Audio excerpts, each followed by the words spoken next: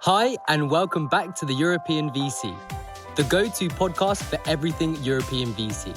If you love our show, share it with your friends and join us in the EUVC community syndicates at theeuropeanvc.com. Today, we're happy to welcome Hampus, General Partner at the early-stage climate tech venture fund, Pale Blue Dot.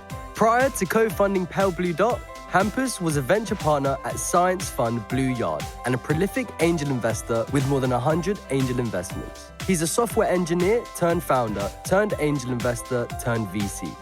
When not working with ambitious climate people, Hampus cooks and reads. If you enjoy our content, do support us by hitting the follow button, giving it a review, and following us on LinkedIn. Want to be on top of who the best up-and-coming emerging VCs in Europe are, and maybe even invest with them? Register for our newsletter at theemergingvc.substack.com and be the first to get in the know.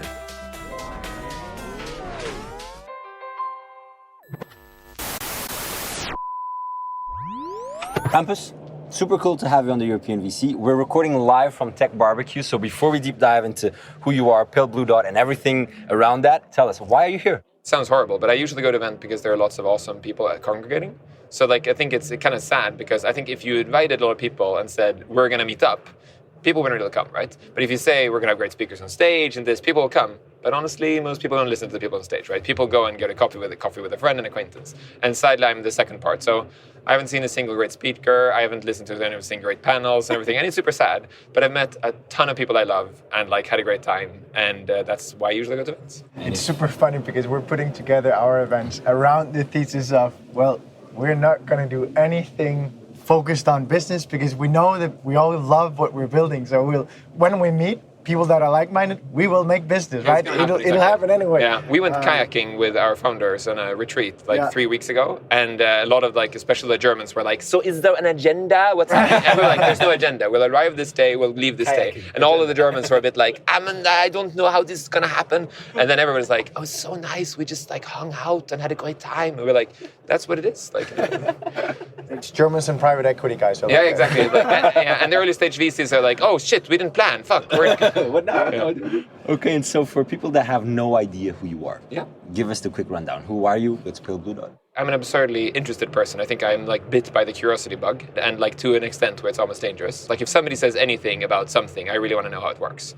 So that's always been my disease, and it made me start a company by mistake. Actually, what happened was that I wanted to build an arts installation. A friend of mine happened to be on a boat, drunk, and bragged to a dude on the boat about this arts installation idea. That dude's mother happened to be one of the biggest arts and science writers in Sweden. That person said, hey, we want that installation you talked about. I mean, he told it to his mother when he sobered up. And then she called me and said, hey, I want to meet up, do this thing. And I was like, I have, no idea. This is a thing I told my friend who's told a friend, right? They have no idea. I flew to meet her. She's one of those 60-year-old iron ladies. She knows she's not going to work with this 20-year-old dude, right? I'm sitting there reading Gödel Bach, which is a book I love, and which is about how things go in loops, recursion, and she happens to be completely in love with Escher, the Dutch artist. So she comes into this meeting a super stern face, and she's like, what do you think about Escher? And I was like, sorry? Tell me what you think about Escher. And I was like, are you Agneta? Yes. And I was like, oh, well, and then I started talking about it's fugues, Bach, because this was the book about, right? I was 20 years old, I was not that smart. I literally said what I thought. And she was like, that's amazing. I really want you to build this installation for me. I was like, oh, whoa. And we are paying the artists that are building the bigger things 50,000 euros. So I hope that's okay with you. And I was like, I'm 19, 20. I was like, holy shit. I was like, that's great. Okay, great. I'll get back to you. But you can invoice that, right? And I was like, yeah, absolutely. And I walk out and call my friend. It's like, we have to invoice this thing. He's like, oh, we should start a company. Shit, we can buy computer gear and deduct the VAT. And we're like, fuck yeah, that's amazing, right? So we start a company and we realized we don't have the money to start a company. So we started calling friends. It's like, do you want to join this company? They were building this arts installation. And all our friends are like, nah. But then a couple other friends are doing a thing. They're doing special effects for a movie, as when they're in uni. So they're like, yeah, we can join. We can just fake, we're doing one thing, we're doing another thing. So we started a company, 6 friends. Invoice this arts festival thing, we invoice the whatever project, whatever. And in that time period, one of our friends happens to raise his hand at Sony and Ericsson, because Sony and Ericsson acquired each other. And then somebody said, we need to do color screen interfaces. But this is back in 2001. So your mobile phone looks like a microwave, but somebody from Sony says, we want a PlayStation phone. And the Swedish people, being Swedish, they were like, okay, yes. And not saying, fuck, you're crazy, you can't do that, because they're Swedish. They were like, don't say anything strange.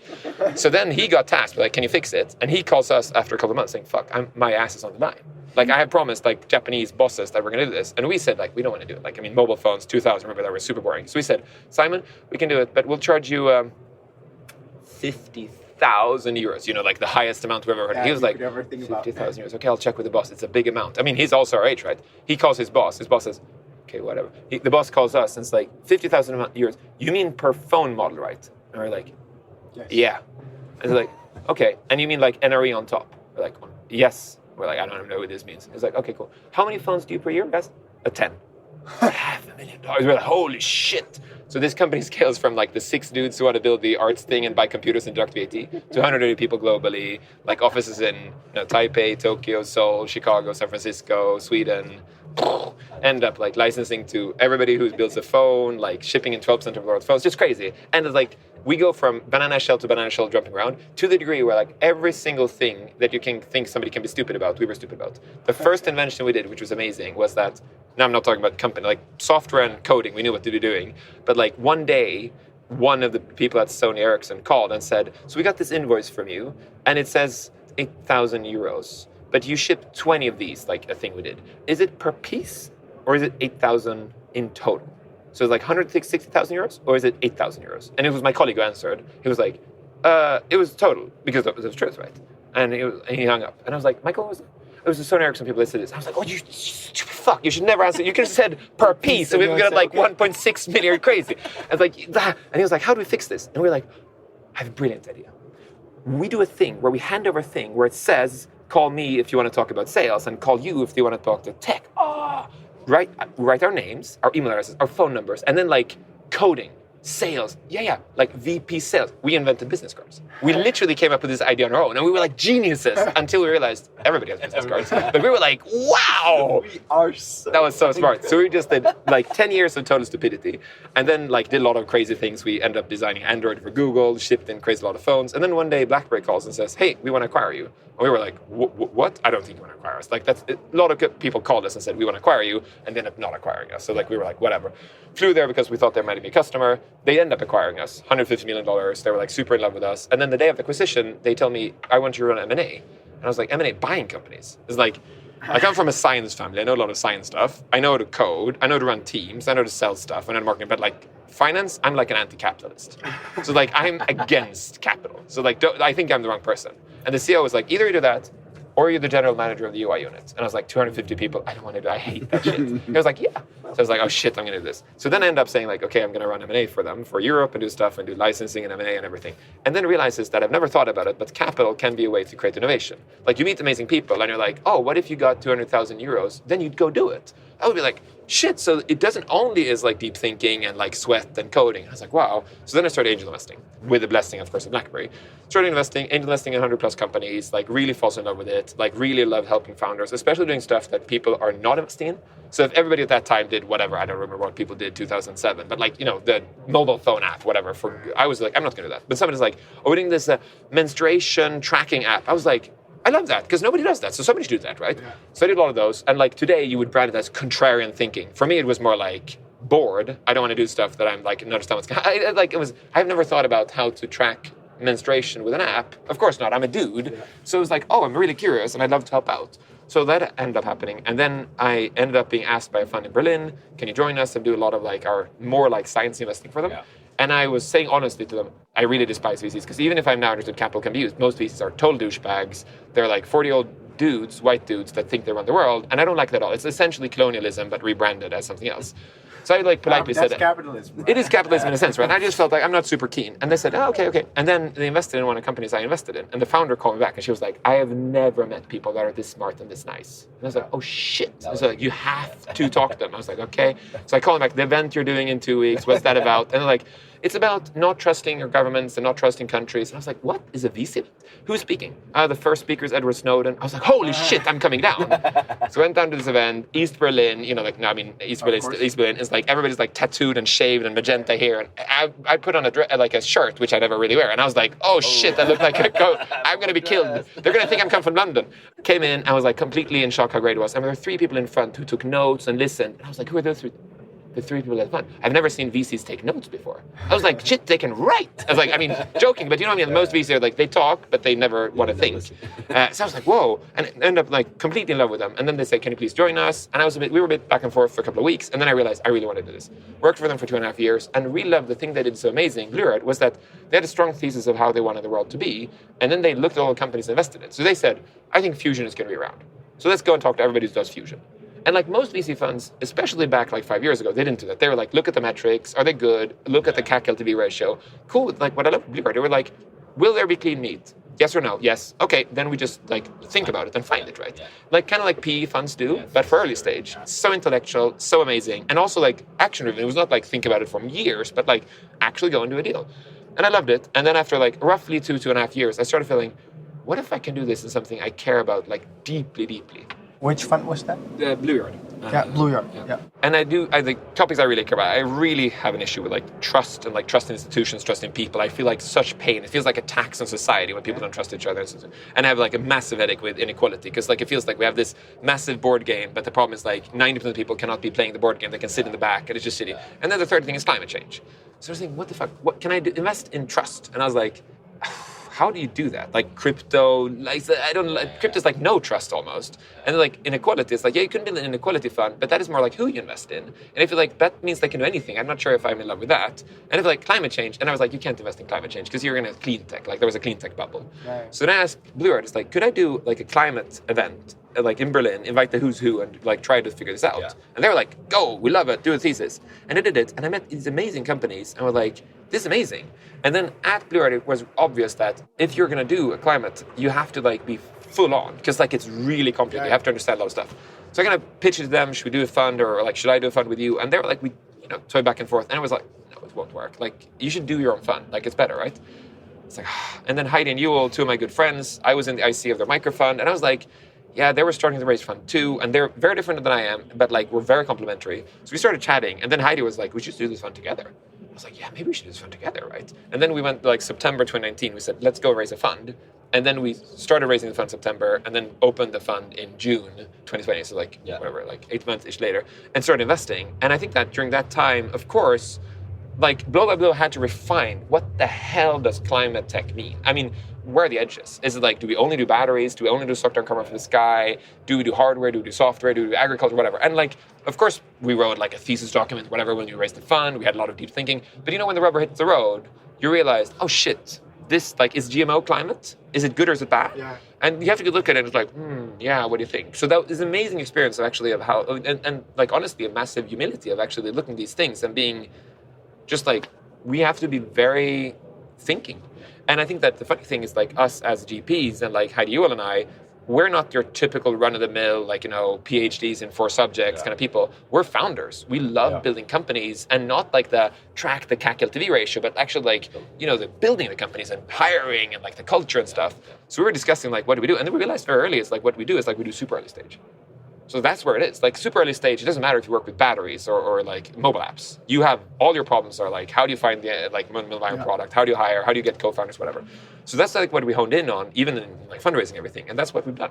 Yeah. So like we're 1 million 10%. So we're like super early, and we're super collaborative, because like most funds in Europe, they had gone to this like, they want 15-20% shareholding, and I get it, because the returns are not like multiple billions. So like if you want to return like bigger funds, you need 20% shareholding. And we kind of felt we love when we co-invest. Like we used to be angels and like run microfunds, right? So we loved when we kind of saw a company, we're like, we want to do this, but we want to do it with Index, Crandom, Atomic, or whatever, because that's fun. And those were the best deals. Yeah. It was like you complement each other and stuff. Yeah. So we felt that's what we want to build. The culture we want to build is like, we do a deal, and we then want to invite, or we co-invest with somebody who we feel like either in the geo that they are, or like complementary skill sets and stuff. And that's kind of the MO we've had. And it's like, so far it's been. And if I could just interject something there, because typically you hear that strategy from someone doing a 20 million euro fund. But Pale Blue Dot, first fund, 87 million. Yeah. Second fund is probably going to be bigger. Yeah. And still you say we prefer the co-investment model. We prefer going for 10% for $1 million. Could you take me a bit through that thinking and also how LPs have reacted? Because it's not typical to see the co-investment model be well taken in Europe. I think that we have the disadvantage and the advantage, it's a double-edged sword, is the fact that the second you do climate, some people are like, oh shit, we did clean tech, I'm not going to touch this again, right? You burn. And then some people are like, this is where we're going to put our money. So like, I would say like 20-30% of our LPs are like very kind of, we want to do climate. Yeah. And then they check the boxes and everything else to make sure we're not stupid. Yeah. And then I would say 50% of our LPs are like, I love the fact that you're founders. Yeah. So they're like, finally, founders are doing a fund. Yeah. And then I think we have like 30% who are like, what's the model? How does this work? And they want to know. It's like we have Credit Suisse, for example. Yeah. They were like, whoa, let's go through the fund model. We're the great luck, because like where Heidi Yule and I are different, is like Yule is he's like the Mr. Edge case. So he's like, he has a fund model for every single fund size, like seriously, one of our LPs said, I'm really worried about the fund model. And I've never seen Yule smile from such a comment. He was like, they did a separate 1.5 hour call about fund model. And like Yule uses an amazing fund model program that we all love. And the funny thing is we've recommended that program. There's an online tool called Causal. And we've recommended Causal, I think, for 10 plus funds. I mean, to the ones that are like the top tier funds in Europe, we've had conversations with them where they're like, what is this tool? And Yule is like, it's Causal. And I'm like, oh, so how expensive is it? And I was like, well, we're a 87 million fund. I think your 550 million fund can afford it. And I'm like, it's amazing. So like, Yule loves fund modeling. So like, we've done a lot of scenario planning and thinking about how we actually deploy capital to think about what's our initial check. And like, the headache is sometimes you meet founders that are very early and you think, should we give them $1 million for 10%? Or should we give them 500K for like 7% and then buy a bit more? So like, what I think is super cool is that if we look at our initial tickets, everybody but one, we've 23 tickets so far. Everybody one ticket is like 940K euros for 9.6% is I think is the median. I think is the average is like 20K from and like 0.2% from. So it's like everything's there. We're one deal which is not doing that. But everything else is like we've stuck to the strategy. I think what we've found a lot with LPs is that a lot of LPs, they massively respect the fact that you do what you say. Yeah. So I think that the question we see now is, of course, is like what happens with returns. And the thing is, like, I think if you do fund modeling, if you're a $100 million fund, like the math is kind of you need to hit one unicorn, right? Yeah. If you're a $150 million fund, you kind of need to hit two. Yeah. So like that's one of the reasons where like being an 87 million euro fund is like if we hit like 2 solid companies and like even like European good companies, that's it, right? Which means that if we go on raising $250 million fund, well, you have to have 20% shareholder. There's just no way you return a $250 million fund unless you do like, you lower the targets. Like we love that part. I think that's the thing I love about us as a team as well, is the fact that I think we bounce between being like hyper emotional in the founder's shoes and being super empathic and like then moving over to being like absurdly clinical and being like completely spreadsheety and being like, I don't need to talk to founders. I need to understand this and that. And then like when we talk to founders, we are in their shoes. Like we're sitting there going like, oh shit, your co-founder did this. We have to work with this. We have to figure this out. We have to do this. And then of course you go into stuff which cross. It's like, how do you allocate an ESOP or something, which then you need both. And I think that's something that I've been really proud of how we've acted, that I think it's almost a drawback. I think sometimes I feel like we're too much on the founder side. We have one deal where you all met them, he fell in love with them, I talked them second, and I talked up the valuation 20%, and then we invested. And Yul is still cursing me. He was like, why did you increase the valuation? And I was like, they're amazing. I think they needed a bit more cash. And he was like, yeah, but you increased our valuation. And I was like, yeah, but I mean, think about it. If we would have, honestly, the valuation is fair. And it's like, yeah, but as a VC, you should do your business and not negotiate yourself upwards. I'm still happy we did that because I think that they needed the cash. It's better to have slightly more cash, and we didn't want them to dilute it. Yeah. So it is a balance, right? To think about very rational or very kind of. Let me ask you, without going into fund model details, because that's not at all what I want, but what I'm curious. Yeah, exactly. We'll get him in the next episode. Yeah. No, but I'm more interested about portfolio construction and your thinking around it, because 87 million, 1 million ticket, like, what is the follow-on strategy? Just guide us through 50% follow-on. Yeah. So like typically we do 1 million, and sometimes it's staggered, right? So sometimes it's like that is the 700K, and we do like whatever 300 or sometimes 400 or whatever to get. Depends on how big the headache last 2 years, of course, or last year was that we maybe did 600 and we got like whatever 8%. And we thought, okay, so like we can easily see that we get the remainder here for what we think. And then they went out, there was like a bazookas like 5 million seed round, and we're like, okay, that fucked up our averages. And now we have to decide, do we actually go up and, cough up the money and get to 10%? Or do we say this is crazy and we don't? And that's like one of the complications. But anyways, after that, when they come to the quote unquote A round, which I think we don't even know what that means anymore. I think, exactly. The next big round after the seed round. I think the way we put it is the round we wouldn't do. So like we want to own 10% when the round comes where we wouldn't do this round, we wouldn't. I mean, if we met the company at that stage, we would just pass and saying, "Fuck, we missed them." So that round we want 10% in, and now we do pro rata, like stay. So like we do that quote unquote A rounds, and now when the B rounds comes around, we look at them and we want to do like some.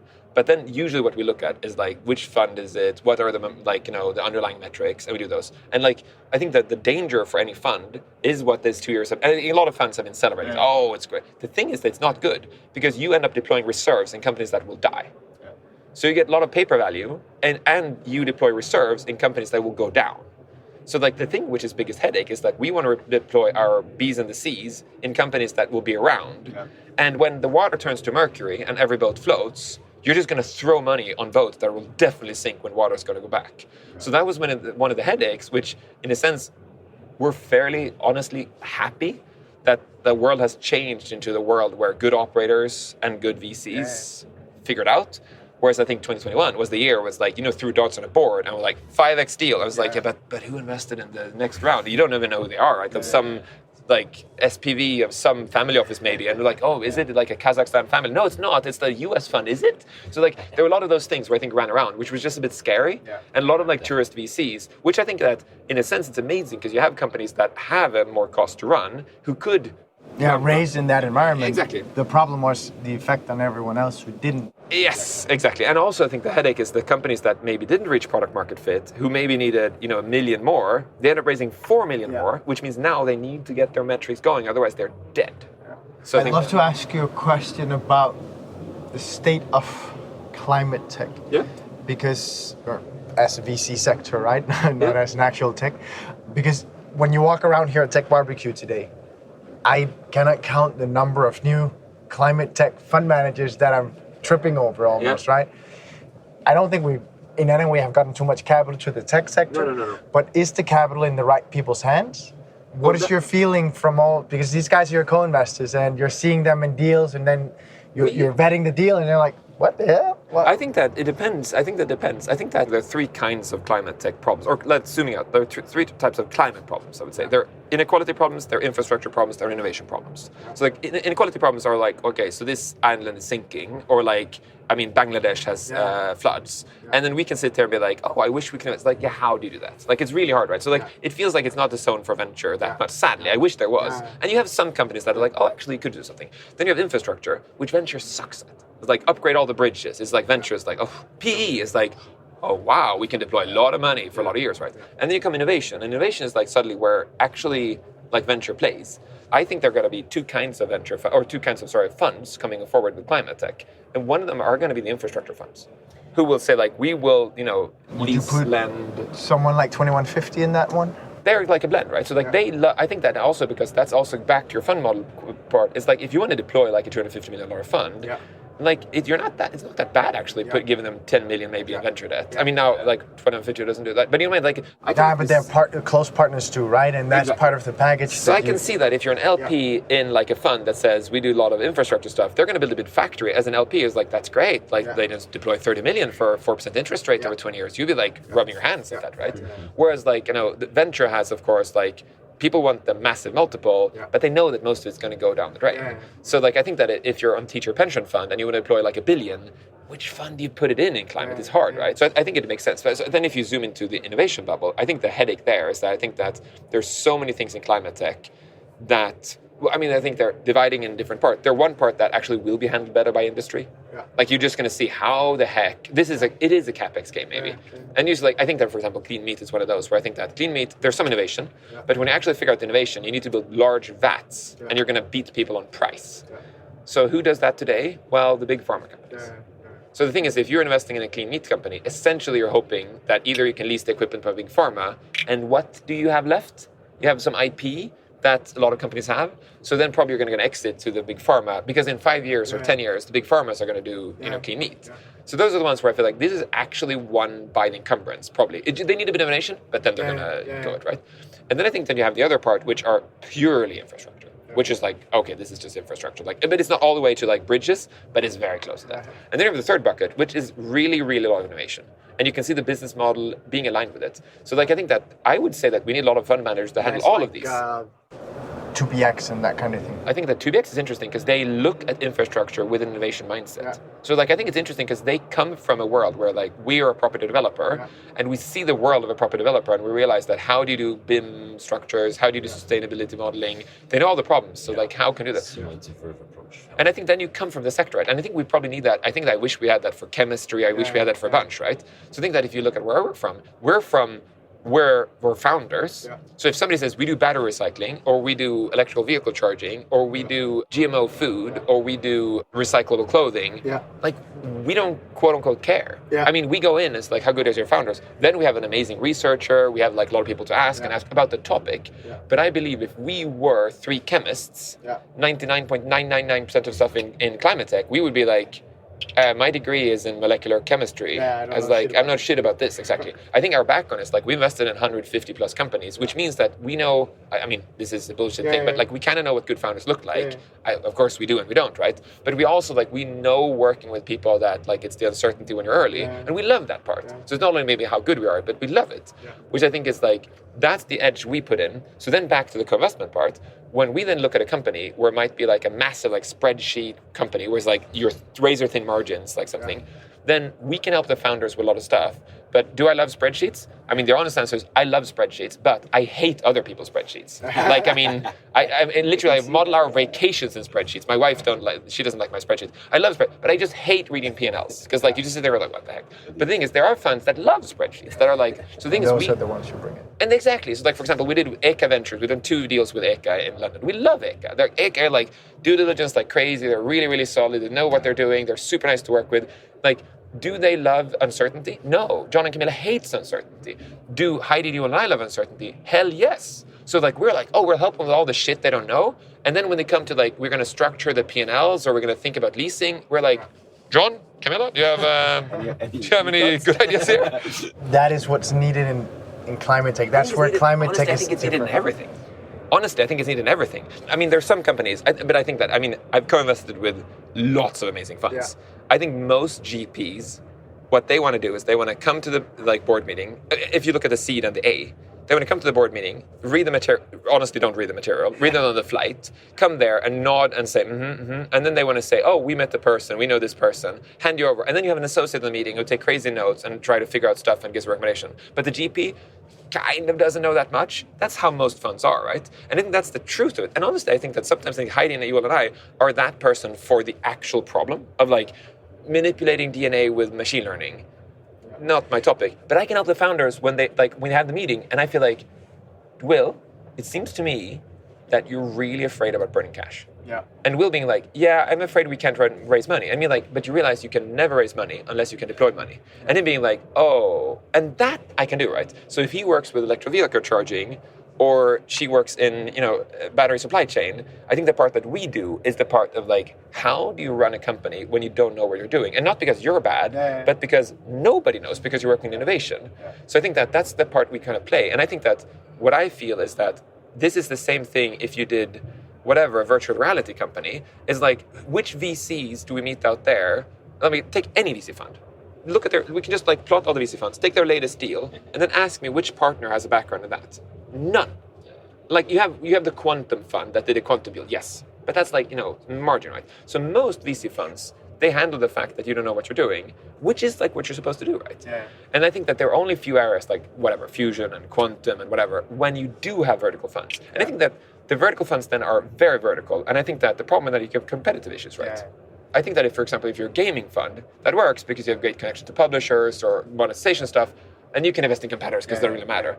But if you're like a direct-to-consumer fund, you can't. I mean, after a while, you'll be like, oh shit, another soda. Yeah. How are we going to handle this? Because, so like we've done one and we're competitive, right? So, we've dropped some bombs during this interview on the typical VCC. We have ourselves as well throughout our interviews. We always phrase it as, there's the old guard or the old typical European VC scene, and then there's the new one. We kind of say that, so I deliberately wear the type of clothes I do because that's the type of people I want to, attract to me. If you don't like me because I'm not wearing a suit or a shirt or whatever, you're not my type of person.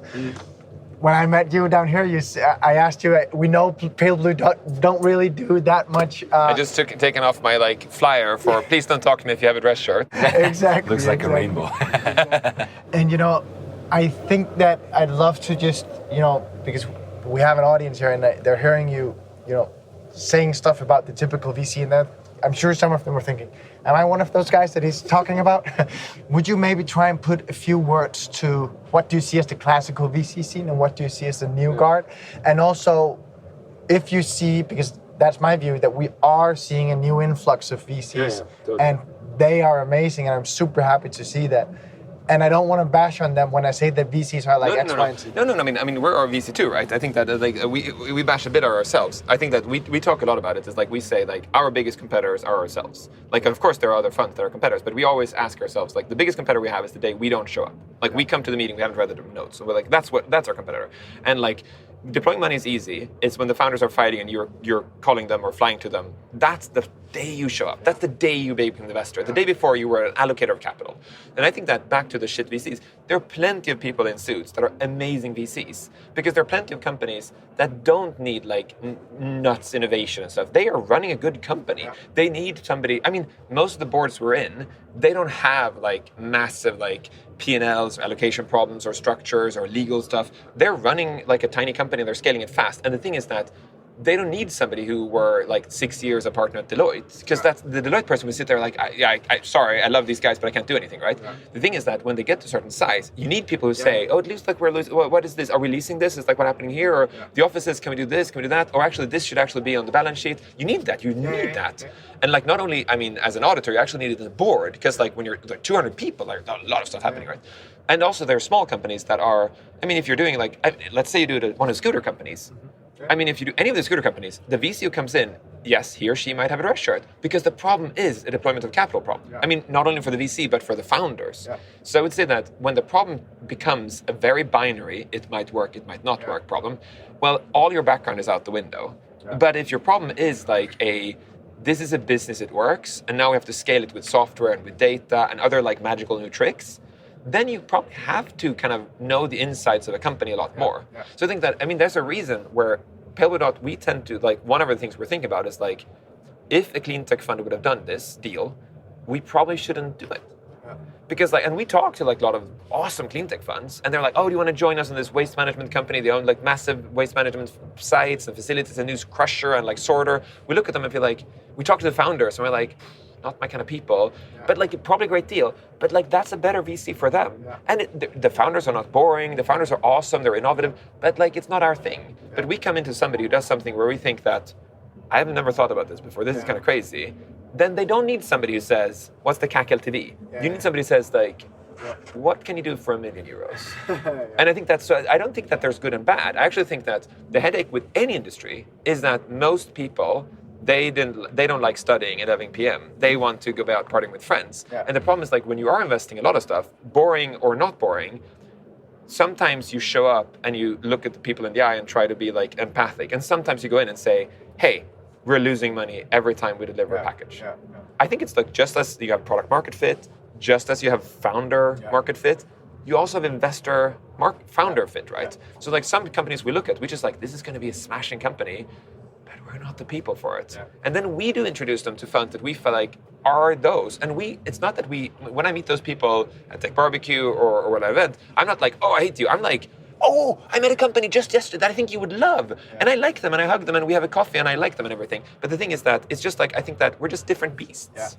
And I think, of course, there are shit VCs. And I think the shit VCs, they're completely another kind. It's not that they were a dress shirt. The shit VCs are the people who really shit on founders, who exploit founders, who actually don't care if people are burning their souls on the altar and working till 8 p.m. And they actually want them to. They want them to. They think it's like, oh, if I ask the founders this on a Saturday, they're going to work more and they're going to get more out of it. And I feel like whenever I hear a VC doing that, or an angel, doesn't even need to be an institution, like I just feel like, what the hell are you doing? And they're like, no, but the people who do that extra, they win. Yeah, the people who do that extra, if they're bipolar, they can commit suicide, my friend.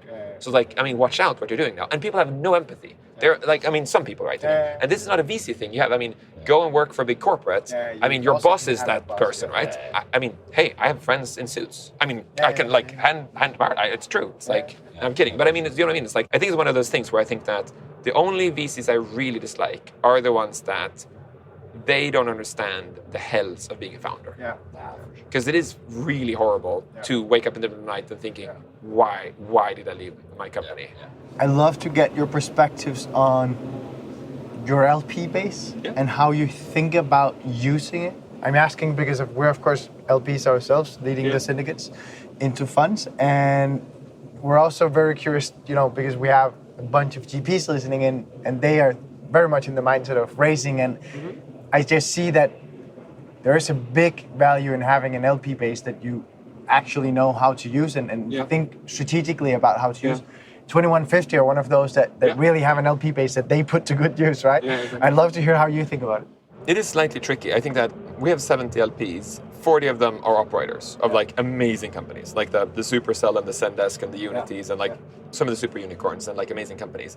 And then we have 10 LPs that have built like more like big companies. They were like startups at their time, but like, 20 years earlier. And like most of us don't know their names, but like when you actually go to their story, it's like, holy shit, they built a startup like crazy, but like in the 1990s. And then we have 10 or 15 it is, I think, that are massive institutions, like big fund of funds or pension funds and stuff like that.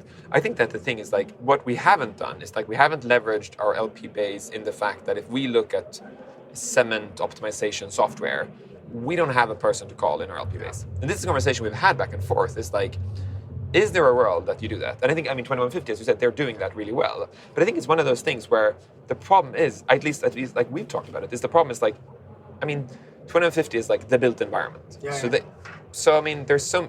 Automatically many with much wealth that they manage. And also, like, if they want to ask, like, they can write 10 problems. Yeah. I think the headache for us is like, anything, right? Yeah. The crazy thing, if you look around you, everything you see around you affects climate. Yeah. Like the lamps in the roof, these ones are using electricity, right? The monitor has like lots of rare components and minerals. This wood sequesters carbon, or does it?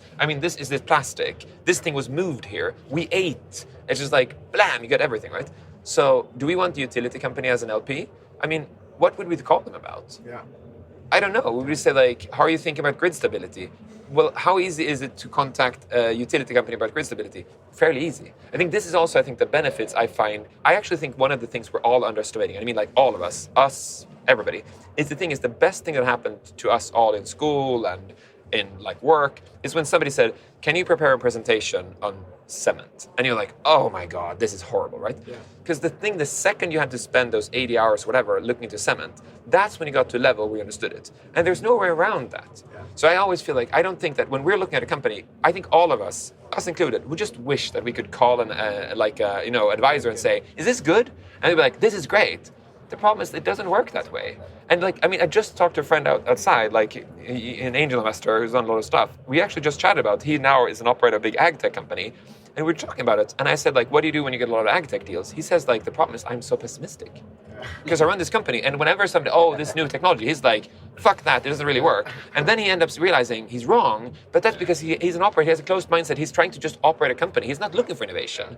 And then you get companies that are huge, and you meet the innovation managers. The innovation managers, they just want, honestly, anything, like a lot of stuff. So it's one of those things where, this is a discussion that you and Heidi and I have had plenty of times, is like, which are the ideal LPs? And I think what we're thinking about when we're raising a next fund is like, we most of all want LPs for fund 2, where we want a very strong alignment of what we're trying to build. So like about stuff like trust, about stuff like equality, about stuff like climate. So when we meet a company where we realize, this could look great, but it's actually not that good, we don't want any of our LPs to say, why didn't you do the company? We want to say, no. We want to send them a quick thing saying, it looks like a climate, but listen, they actually burn all the garbage. They will be like, thank God you didn't do it. We don't want anybody to say like, but you lost that money. And the same thing on inequality. We want, when we say, this is how our portfolio looks like in founders, we don't want any of our LPs saying, I don't get why are you investing in like, not like men do that at perform. Anybody like, we're like, you're not our people. So I think like one of the big benefits we're thinking about a lot is like, when you come in and raise a fund, which has a topic, you kind of self-filter a lot, right? So I think that if you raise a crypto fund, you filter on that. If you raise a quantum fund, you raise a like climate fund. And I think that so a lot of LPs, we have conversations about them, like, why do they want to invest in climate? And actually we've declined LPs who are measure the shit out of everything, and you went, no, but seriously, like we have 2 LPs that we declined who were big tickets in Fund 1, who said they wanted carbon reporting from us, from every portfolio company. And we said to them, we can't do that. Because we don't want to put it on. We don't want to put it on the founders. And some of the companies there do biodiversity measurements. Some of the ones do something where like you could squeeze and fudge and calculate carbon, but also that's not what they do, right? And then it's like, I mean, later stage in the A round, the B round, the C round, yes, you can calculate something, right? But now it's 2 people in a shed. What are you going to do? And so we said no. And then they said, what are you doing? Like, why do you want to take our money? And we said, like, we don't want to put the onus on the founders. I just want to say that as we're sitting here recording, we have a legend adventure walking by us. That's the beauty of doing live recordings. It's all Don Draper is exactly. Hampus, we're running out overtime already. Actually, that's actually humanity's problem as well. That's actually running out of time in that specific case. And we always end our episodes with a quick fire round. So that's quick answer questions, 30 to 60 seconds each. Are you ready? Yes. First question: what areas, technologies, or sectors excite you the most that most people around you aren't really that excited about? That's a lovely question. I think that aside from whale speaking, of course. Exactly, whale speaking. Exactly, that's a good area. There's one easy answer, which is I like really unsexy businesses. I think that when you find something, you realize it's a real problem. I get super excited. But that's like it's a blanket answer. I think that one of the things I think about a lot is like your scope 3 emissions is somebody else's scope 1. So like what I mean is like when you source product from someone else, like your electricity or employees does everything else, but you buy product from someone else. That's your scope 3 emissions. That scope 3 emissions, the cups and stuff you buy, that's someone else's scope 1 because that's the product they make. And I think that vastly supply chain thing is something which I think is super fascinating because like it's almost like you have this crazy big tree and we have to traverse and make that transparent. And that's something I'm like really so like I love supply chains. And like they're so interesting because you see how society works. So that's an area I really like. And then I think that I actually am extremely passionate and think a lot about stuff like GMO crops. Like we've done one deal and I think it's a Phytoform, they're exciting and super amazing company, but I think we can do so much more when we combine biology with machine learning in ways that are not only like longevity, because that's a super cool topic, but I think more when you realize, what if you can do this with corn? And like that's so unsexy, but like corn oil is a big thing, right? So like I think those things I think are super interesting when you start realizing. I think in general I am really excited when you meet founders that are into a really boring thing. One of the deals we did like this spring, one founder I love and met, they do energy optimization in steel manufacturing. And like, it's the cool, I've listened to so many podcasts about steel manufacturing. It's like, I didn't know anything about it. It's amazing. And like, think about the fact that steel manufacturing has not improved a lot for like, literally thousands of years almost. It's cool. And like, when you think about how much of society is built on steel, and steel, just like plastic, is a miracle material. Some of the things we do with plastics or steel, we just can't do it with other materials. So I'm so excited. But it's like one of those things where if I tell it to my wife, she would be like, can you please stop talking about steel now? We had that period in February. I love that you also brought in logistics and supply chain. I studied industrial engineering, and I remember one of my first kind of logistics class, we were looking at a pair of Levi's, and we had the world map, and then we're seeing everything that's going, and I remember having that, what the fuck, like moment as like a young, unexperienced person in the business world. So I completely agree with you. Second question though, let's move quickly. Most of our listeners are emerging managers. What are your top tips for them? So I would have a bunch, but one thing I think like you will never reach certainty when you invest. I think that's one of the biggest things. Like everybody wants to turn poker into chess. Everybody wants to sit there with cards and think, I don't know these things, I don't know what you're having. If I could just play 4 more hands, it's like, it's never gonna, like, it's not chess. Like in chess, you can see the game, you might be stressed, but you can see all the pieces. I think just be like, just accept that you don't know stuff. And then if you don't feel comfortable with that, you probably can't work in seed. Like you probably have to work in B and C rounds. So I think that's one of the things is handling ambiguity really well. I think that's a super big thing. I think the other thing is like, I feel like trust is a thing where it's like, if there is really no question about trust. Because if you don't trust somebody, there's no conversation about it. Like you don't trust them. You can never say, I'm not sure I trust them. Because if you say I don't trust them, you don't trust them. So if you're investing in a startup and you're like, I'm not sure I trust them, then I mean, A, either bring it up with them, or B, don't invest in them.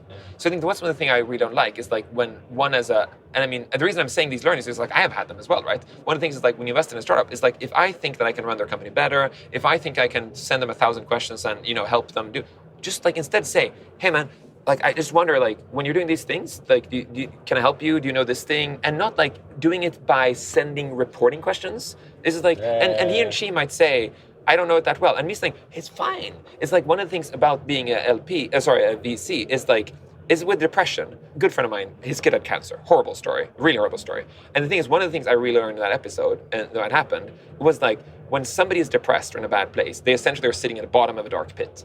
What most people are doing is they really want to avoid the pit, because they don't want to go close to this person who's so depressed, this feels horrible. So they don't bother them.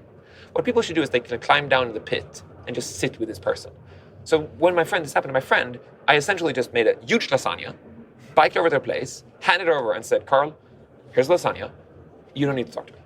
And he was like, do you want to come in? I was like, no, I don't think you want me to come in. And he was like, well, actually, no. And I was like, no, here's the lasagna. And I left. Because I was like, what do I do when, I have 3 kids. What happened when I got kids? I didn't want people to come over. I just wanted food and toilet paper and then leave me alone. So I think like realizing that when the founder is like a shitty situation, because you always are, it's just like crawl down in the pit with them. Just sit there and go like, how can I help out? And not like, I wanted this reporting 3 days ago. It's the board meeting today. It's like, the reason you send this is because they're in a shit state. So I think that's one of the things, and it's so easy to you be stressed because you have LPs you should report to, but realizing that sometimes you just have to write about a company, we don't have data, the company is in a distress state, we're trying to help out. And one of the LPs are going to call you and say, why do you know? And you're like, we're trying to help them. Nobody will kill you. No LP will be like, I hate you. They'll be like, oh, do you think we're right off the company? You'll be like, maybe. And they're going to be like, okay. Nobody will be like, you're an idiot. Like, and that's the thing is like, that's a thing which is so common. Is like, the worst thing that can happen is somebody will be angry at you for 5 minutes on a phone. That's it. Yeah. The worst thing you can do is you can propagate that anger against somebody who's sitting in the bottom of a pit. Awesome. Hampus, this was amazing. You promised us before this that we would probably go over time. I think we did. We didn't go 2 hours and 15 minutes, but we did go about. Yeah, but we did cut questions. Yeah, well done. Thank you for joining us. Thanks lots. And I would just like one last thing, which then is like, I sound very categorical when I say stuff. And it's because I can't handle when people give advice, which is like, it's a little bit of that, a little bit. So anybody who listened to this and was offended, just, I'm sorry. I'm not as a bad person as I sound. I just want to try to give you sound bites that mean something and not like, well, it depends. Hampus jumped into this recording unscheduled, unannounced. So that's how nice he is. Trying. Thank you for trying. Thanks a lot. Bye. Thanks. Thank you. Thanks a lot. Thank you for listening to this episode of the European VC, the go-to podcast for everything European VC. If you love our show, share it with your friends and join us in the EUVC community syndicates at theeuropeanvc.com. Want to be on top of who the best up-and-coming emerging VCs in Europe are and maybe even invest with them? Register for our newsletter at theemergingvc.substack.com and be the first to get in the know.